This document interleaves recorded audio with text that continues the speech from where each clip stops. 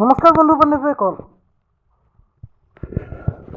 আজি এখন মাহৰ শেষৰটো সোমবাৰৰ এই মুহূৰ্তত মই মোৰ ভিডিঅ'টোৰ মাজলৈ আপোনাক আন্তৰিক স্বাগতম জনাইছোঁ। বন্ধু বান্ধৱীসকল, এয়া হৈছে আমাৰ ভাঙাবৰুৱা শিৱ মন্দিৰ থান। বন্ধু বান্ধৱীসকল, এই মুহূৰ্তত বিভিন্ন ঠাইত শিৱ মন্দিৰ দেৱালয় আদিত ভক্তৰ ভিৰ পৰিলক্ষিত হৈছে। এই মুহূৰ্তত আমাৰ ভাঙাবৰুৱা শিৱ মন্দিৰ থানলৈও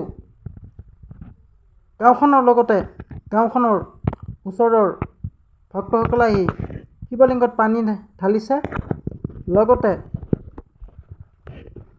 মহাদেৱৰ শ্ৰীচৰণত চাকি ধূপ জ্বলাই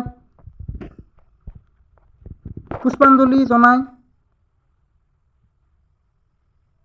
এনেদৰে মহাদেৱৰ শ্ৰীচৰণত পূজা অৰ্চনা কৰিছে। আশা কৰিছোঁ মহাদেৱে সকলোৰে মনৰ আশা পূৰণ কৰক।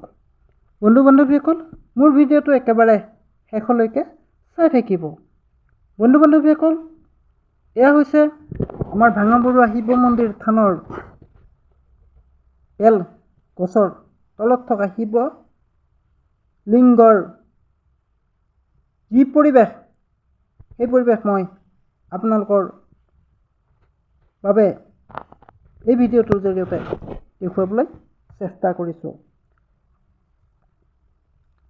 বন্ধু বান্ধৱীসকল, এই মুহূৰ্তত আপোনালোকে দেখা পাই আছে এনেদৰে ভক্তসকলে চাকি ধূপ জ্বলাই পূজা অৰ্চনা কৰিছে। বেলপাত অৰ্পণ কৰিছে, লগতে ফুল অৰ্পণ কৰিছে, জল দান কৰিছে।